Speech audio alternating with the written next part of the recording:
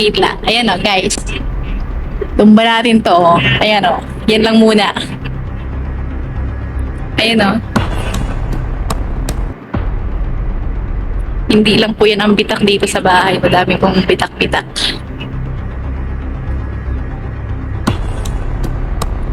Ito, kwarto po ito nila. Yan. Mapapod. Yan po ang mga bitak-bitak. Ito guys. Yan po. Nagsasabi po ako ng grupo ko. Ayoko po nagsisinungaling. Hindi po nagsisinungaling na tayo. Ayan guys. Ayan o. Ayan, gawa po yun ng paglindol.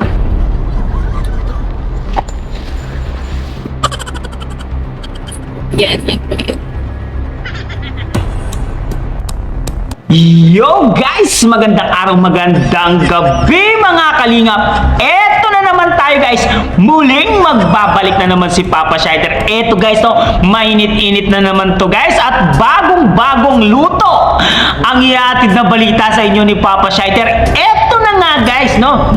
For today's video guys, Biancy Jane Batalero, pinakita na po ang mga bitak-bitak nila sa bahay nila. Aba, ang dami palang nabitak sa kanilang bahay. Aba, eto na nga ba ang sinasabi ni Papa Shider na is back, is nice to be back, karma?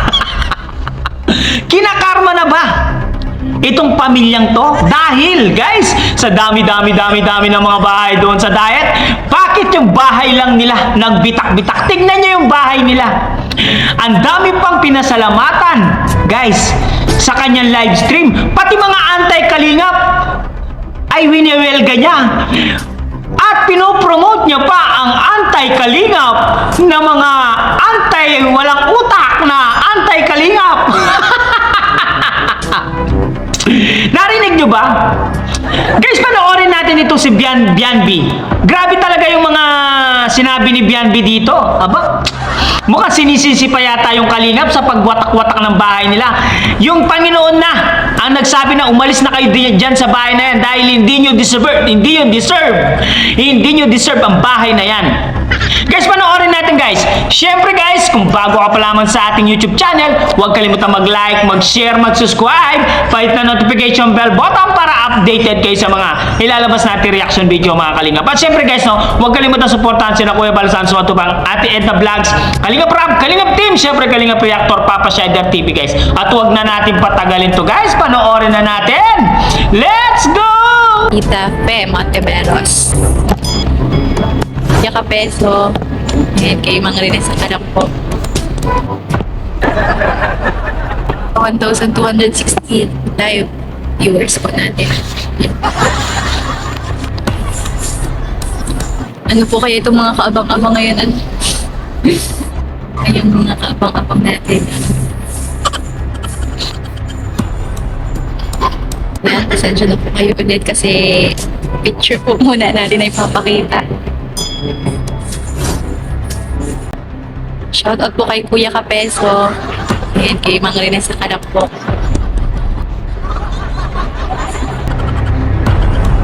Ayan, kay Tatay Buwan po. Shoutout. Canoli, Kuya Joel Salcedo, kay Dr. Love, and kay Kuya Red Saito. And kila Tita Sal TV po, Tita Hayats, Tita Hasa, kay Ate Glo, and Ate Michelle Japina. Shoutout po sa inyong lahat. Grabe, napaka-supportive po ng mga kasama ko dito. Pinapanood din nila ako. Pinapanood po nila ako kahit kasama lang nila. Yan, kila Kapitana Nehides po, Tita MC, kay Sir Winnie po, Sir Leo T. Sa lahat po ng Team Bisacol.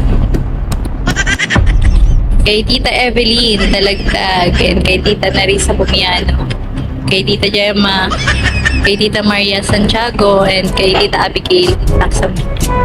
Tita Nika Pagado po, shout out po, Tita Evershield, and kay Tita Fe Monteveros. kay Tita Annalyn Rollinson po, no? Gandang gabi po sa inyo and shout out. Kila Tita Lydia din po pala na Vida and Elena Rubio Milicha. Tamsak lang po kayo guys, tamsak.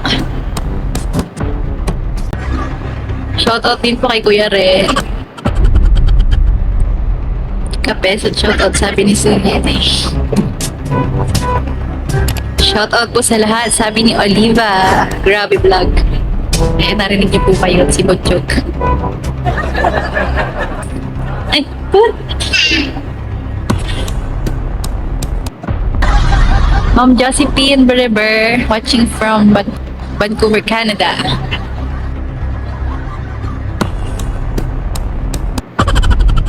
Shoutout sa tip. Sabi niya, Reyna. Yan, so sa mga team guwapa po, hello po sa inyo. Magandang gabi po. Shout out. Yan, kamusta po kayo dyan? Kamusta po? Nung last, ano po natin, nung last live, nag-lindo. Kaya, yun, patigil-tigil po tayo doon. And yun, ano po dun, mga bitak-bitak po dito. Sabi ko po dun sa, about po dito sa bahay. And sa mga nagtatanong po ano kung monetize na po tayo. Opo, monetize na po. Pero kaka-apply pa lang po natin kaya wala pa po dyan ng dollar sign. So, thank you po ulit sa mga nag-marathon po. Kaya na-monetize po tayo agad dahil po yan sa inyo. Maraming salamat po.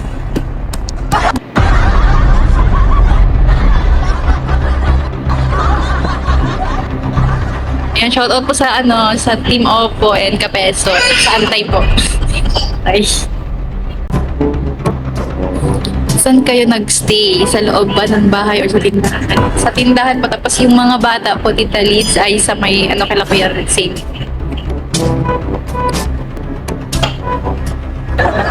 Doon po muna pinapunta yung mga sige po. Bakit wala ka pang dollar sign? Sabi ni Tita yan, naganda.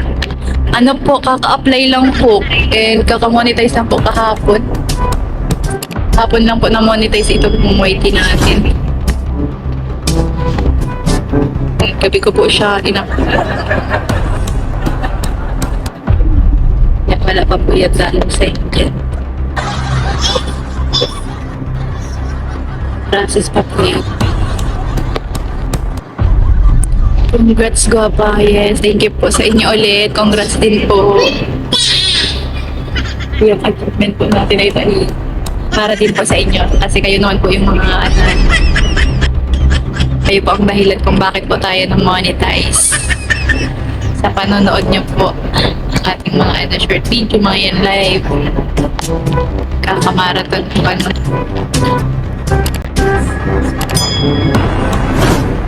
Kay Sir Leo T, shoutout po. And kay St. Peter, andito na siya. And kay diba palibad ni Boss Kapeso, ay grabe. Issue na naman yan, kuya. Issue na naman yung 10K na palibad na yan. Totoo ba, Pian? Fake na. Sinabi mo, pitak-pitak. Ay, ba't po ako magsasabi ng fake? Hindi po pwede yan. Pag tayo po magsasabi, dapat laging may may evidence ba? Gusto niyo po ba makakita agad ng ebidensya na hindi po ako nagsisinungaling? Wait lang. Ayan o, guys. Tumba natin to. Ayan o. Yan lang muna. Ayan o. Hindi lang po yan ang bitak dito sa bahay. Madami pong bitak-bitak.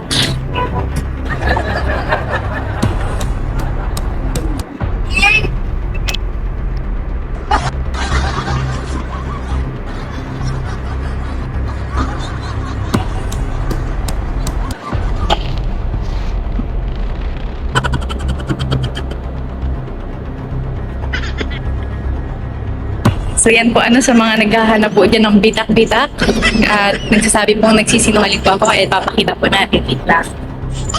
Papakita na po natin yung mga bitak-bitak kasi talagang ayoko po sinasabihan ng sinungaling kasi hindi po ako sinungaling na tao. Ayan guys. Nakikita niyo po ba ito? Kwarto po ito nila. Yan. Mabagpag. Yan po ang mga bitak-bitak. Okay guys. Yan po. Nagsasabi po ako ng grupo ko. Ayoko po nagsisinungaling. Hindi po sinungaling na tayo. Ayan guys. Ayan po. Ayan. Gawa po yun ng paglindol.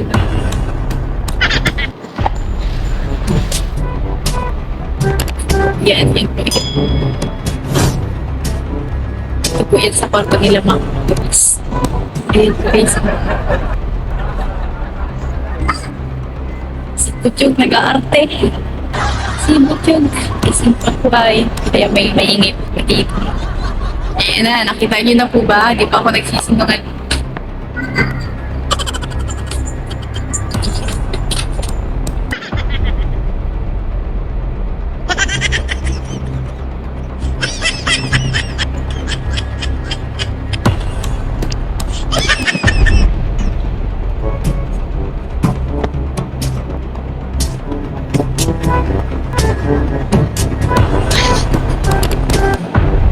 Ayan po, ito pa po, okay.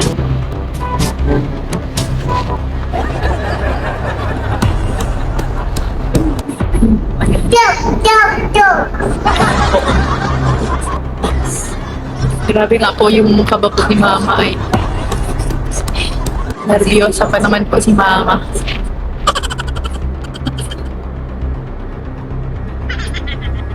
Ayan. Ito nga po ang kinakatakot ko dito. Isa po sa kinakatakot ko kasi parang matitikal na po itong suwaan dito. Ito po yan. May lupukan na po yan. Diyan dito.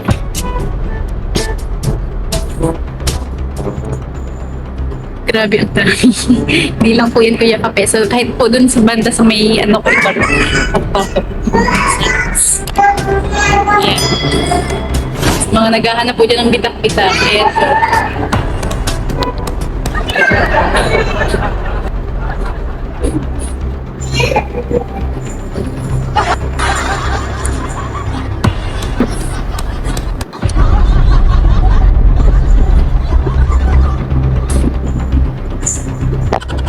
At yun nga guys, narinig natin yung live stream ni Bianbi. Ang dami niyang binanggit, grabe. Ang dami niyang sinataut. Mukhang nagiging madaldal na si Binibining Tulpo.